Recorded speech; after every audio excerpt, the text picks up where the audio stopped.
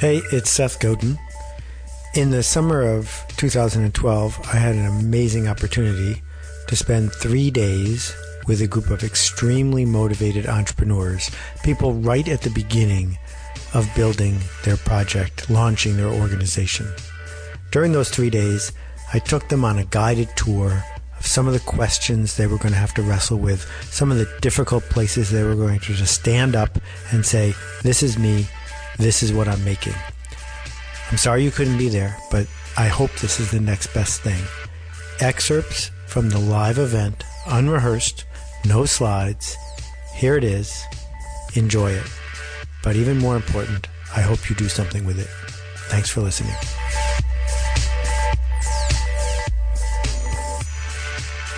I want to start by telling you about an architect I just read about and sort of the curse of the successful architect. This guy had made a very good living designing and renovating houses for rich people. And his kids grew up and went off to college, and he and his wife decided to move. That's problem number one. Problem number two is they bought an empty lot. So now the architect has to go build his house. And he has to build his house without being able to complain about anything because it's an empty lot. And most of the time I talk with people who, because of circumstances or their job or their boss or wherever they are working, have all these other things that they have to be concerned about. They don't have an empty lot. And each of you has an empty lot. That's number one. Number two is lots of people have the ability to get to the point where they could invent the next thing they're going to do, but they find excuses. And by coming here today, you've indicated that you're past that. So we're going to spend the first part of this session assuming that you are all in, assuming that we don't have to deal with the stuff that undermines our best work. And then as the days go on and we get better at talking to each other and trusting each other about where we are, we're going to dig to the next level of, if you see it, is it possible you're going to do it?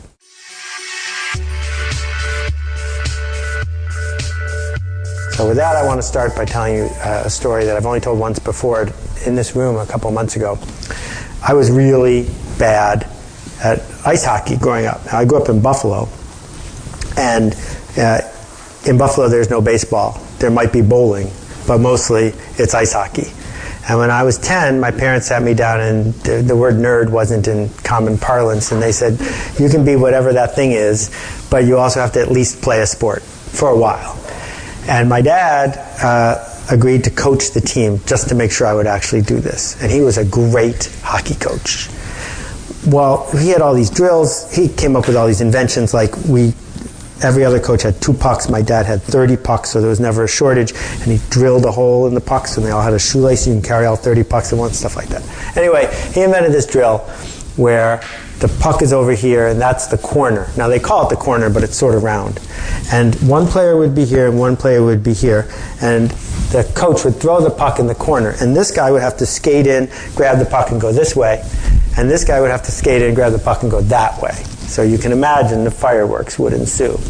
And what you were supposed to do is go as fast as you can and hit the other guy and stuff. I was the smartest person on the team. I was the worst person on the team, but I was the smartest person on the team. And it didn't take me very long, that's when I was like 13, to realize that the second guy in has this huge advantage, because the second guy is the hitter, not the hittee. And the second guy has a shot at taking the puck away.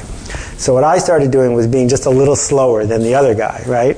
And it took about 20 times of this drill for the other players to realize what I was doing. So they started being slower than me.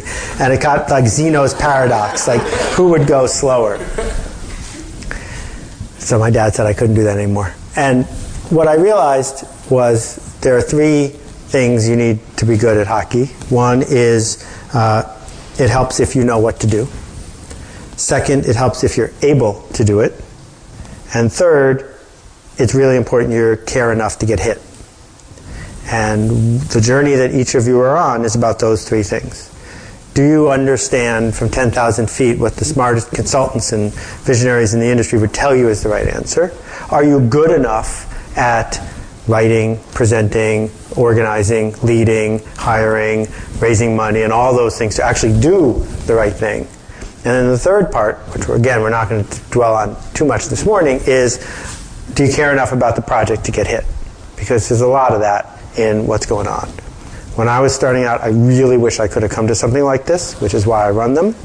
And the problem is you can't talk to your spouse, you can't talk to your board of directors, you can't talk to your employees. You're left alone. And here you can talk to the other folks.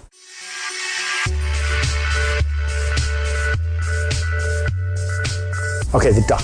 So the first thing about the duck is that there are a lot of people who spend their time getting all their ducks in a row. And that is not what we're going to spend our time on. We're going to spend our time talking about what you're going to do now that you got a duck. And that is what attracts me to entrepreneurship, is that if you want to be a neurosurgeon, you spend 15 years of your life getting your ducks in a row, and then one day someone says, now you're a neurosurgeon. But if you're an entrepreneur, you're an entrepreneur immediately. There's no permitting process, there's no certificates, you just start. And along the way you can collect more ducks and get them in a row. But the real art of what we're trying to do here is understand that you got to do something with the duck. And we're going to keep going back again and again and again, not to the lack of resources, because there's unlimited resources available to all of you, not to the lack of opportunities or connection to be made. But the real question on the table is, are you ready to do something with the duck?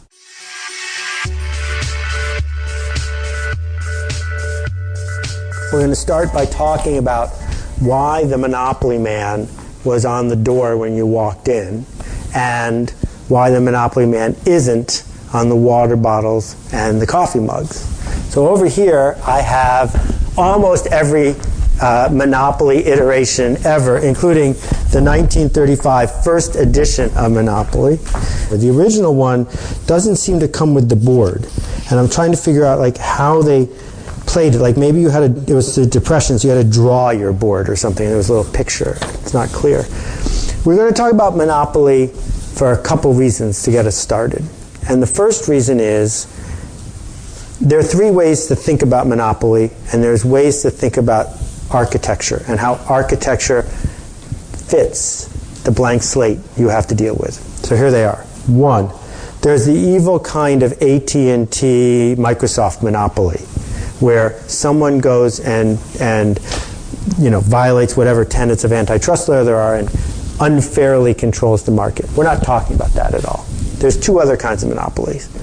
The kind of monopoly that we're going to talk about the most is this. The reason you can't put the little man from Monopoly on a water bottle is that Hasbro won't let you. And their lawyers are so aggressive that they've notified every person who prints coffee mugs and every person who prints water bottles. If you send them the Monopoly Man, which I tried to do, they will send you back a note saying, we will not print the little Monopoly Man. What that means is that they have a monopoly on monopoly. And if you want monopoly, you got to buy monopoly from them. And every successful business has a monopoly. It has a monopoly on what it makes that someone else can't make the way they make it. That leaves out commodity businesses, people who bring coal out of the ground, because I don't think of those businesses as particularly successful. I think of them as useful. I'm glad if I need a bag of coal that someone's doing it, but it's a really lousy way to make a living. That brilliant entrepreneurship is around figuring out that thing that you can do that's in the marketplace, that people were willing to cross the street to get, that people understand this is the one and I need it. And we're going to keep going back again and again and again today to this idea of what is it that you're going to have a monopoly on. So if you know about the company 37 Signals in Chicago, they're really killing Microsoft in a tiny segment of the market, which is project management on the web. And they have a product called Basecamp, which costs $20 or $30 a month to use. If 4 of your colleagues are managing a project on Basecamp and you want to participate in the project, you can't shop around. They have a monopoly on that project. You have to do it on Basecamp. And you don't get to say, well, it costs too much money, because they're already using it. So you have to use it too. And that is a fundamental distinction from the way industrialists thought in 1930 and 1940 when the board game came out. That in those days, the thought was, we're going to figure out how to make these machines work just a little better. And we're going to figure out how to make this factory work just a little faster. And so we'll be able to sell a car just a little cheaper. And so the industrial mindset, the one we all grew up with, starts with this idea that you have to build a better mousetrap and make it cheaper. And that's not the kind of entrepreneurship I'm here to propose to you today. I'm talking about one that's based not on the industrial economy, but on the connection economy. And one of the easiest ways to build a monopoly, a tiny, profitable monopoly, is to be the center of connections. Because connections are so valuable to people compared to stuff. And we went through 80 years of stuff, and now the door is wide open for people who want to make connection for a living. And the third reason that we're going to talk about monopoly is this. If you have a choice between building a house on the blues or the greens, it's a tricky decision because the greens charge way more rent if you land on them. But the blues are way cheaper to build. And these are the decisions that you're going to make all the time. You get to decide where to build your house. You get to decide if your house has good drainage and a good view and is near the ocean. You get to decide how much you're going to spend on the real estate where your house is. And once you do, you're locked into it. Then you can't complain that you're in a lousy neighborhood. You put it in a lousy neighborhood. So when someone tells me, I'm a literary agent, blah, blah, blah, blah, blah, the book business is dying, I say, well, you don't have to be a literary agent. It's not my fault the book business is dying, but if it is, move. Right? Or if it's not, if there's a lot of real estate up for sale because people are panicking, buy a bunch of it. So this virtual real estate that's available in every single industry is a choice. Now you may have 15 years of experience of being in the pizza business. But if everyone in your town is going gluten-free and vegan, it doesn't matter. It's a sunk cost. And we're going to talk about terminology as the day goes on, and sunk cost is a really important one for us to get into.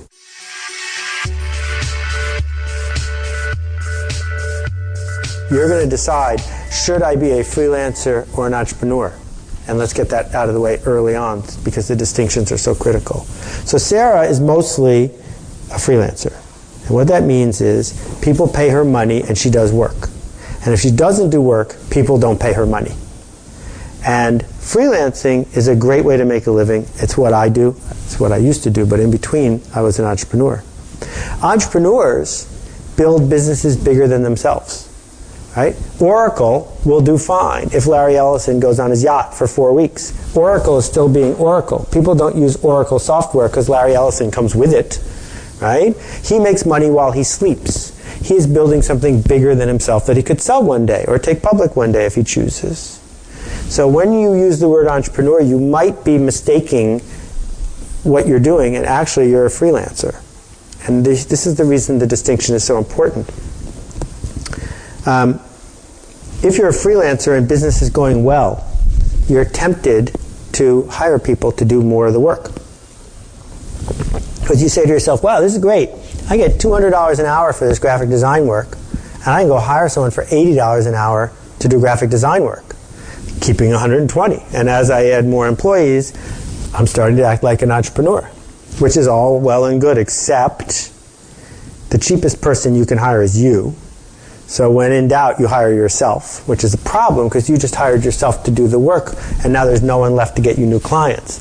Now there's no one left to figure out the strategy. Now there's no one left to raise money. Now there's no one left to build new offices. Right? So what you end up doing is having a nervous breakdown. Because as business slows down, you do more of the work. Instead of hiring someone for $80 an hour, you hire yourself for $0.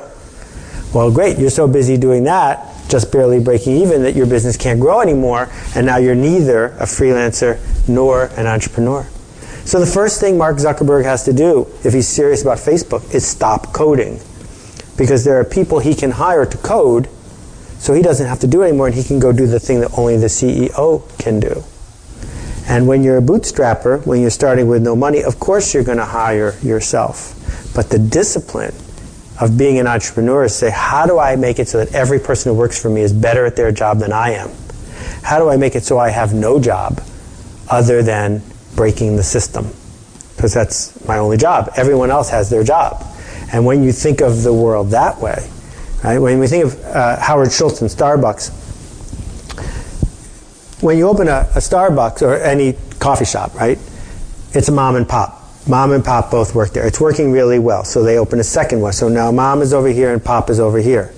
Where you get into trouble is when you open the third coffee shop, because there's no one to run the third coffee shop. Howard Schultz got to Starbucks when there were 5. And Starbucks was in really big trouble because they didn't have a scalable model. They couldn't go from 5 to 50 because you couldn't guarantee that there was this cookie cutter industrial way to grow more Starbucks.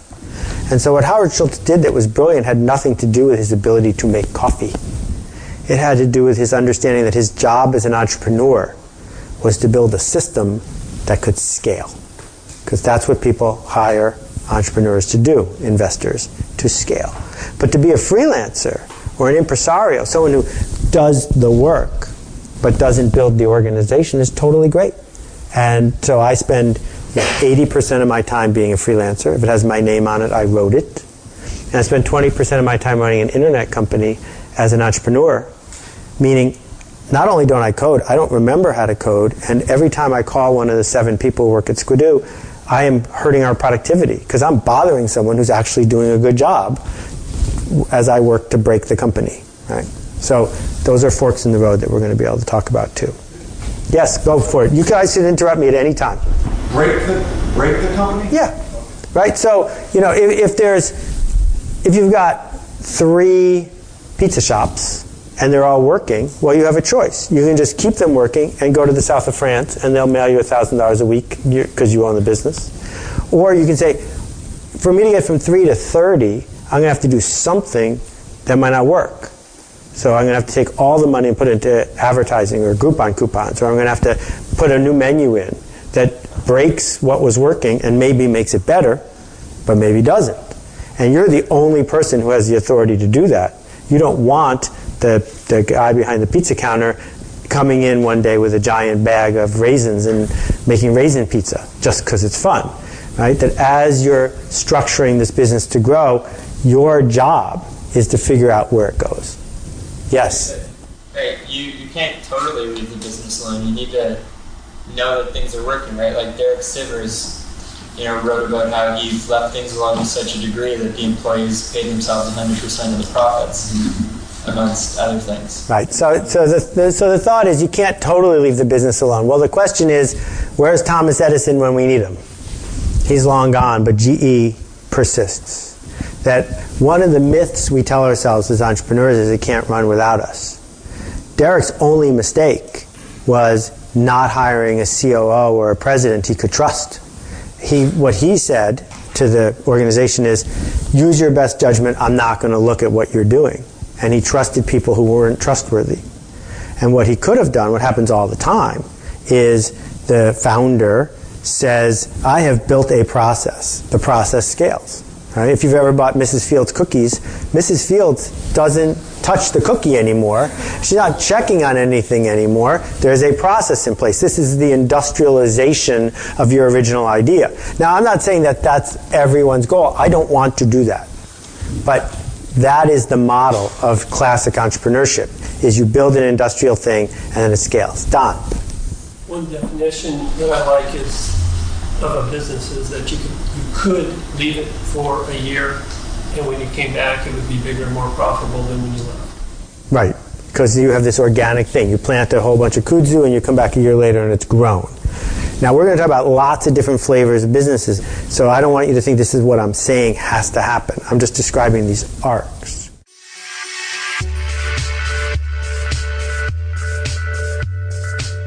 So let's talk about what a business is and what marketing is and why they're connected.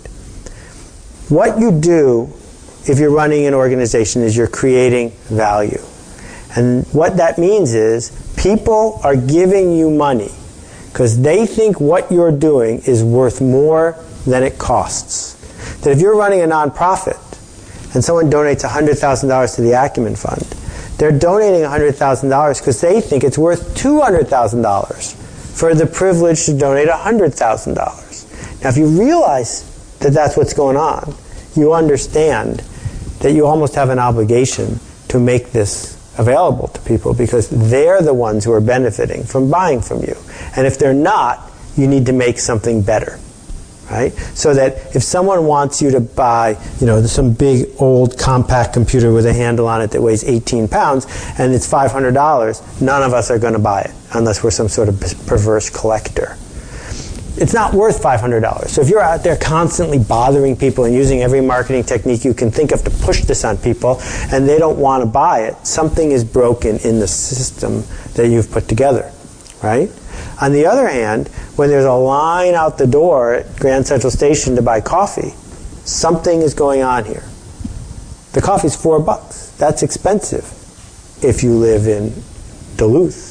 But if you're in Grand Central Station and you need caffeine, $4 is a bargain. It's worth $6. So basically there's someone behind the counter handing out $2 bills all day long because you're getting something for $4 that you'd be willing to pay $6 for. So how did they do that? Well, they have a monopoly. They have a monopoly on a brand name. They have a monopoly on a story. They have a monopoly on expectations. And thanks to the MTA, they have a monopoly on that piece of actual real estate. There isn't a place right next door that sells coffee for $3. If there were, there'd probably be more of a line in front of that one. So again, what they've done so brilliantly is carved out attention and a system so that they get paid all day long giving value to people. And so what's marketing? All marketing is telling a story about that value that resonates with people enough that they want to give you money. That's it. So one of the things you have to do as an entrepreneur starting out is figure out, and we're going to go through a list of 20 questions in a minute, how do you tell this story? Who do you tell this story to? How do you create this value? Because if you can do those three things over and over and over again, you win.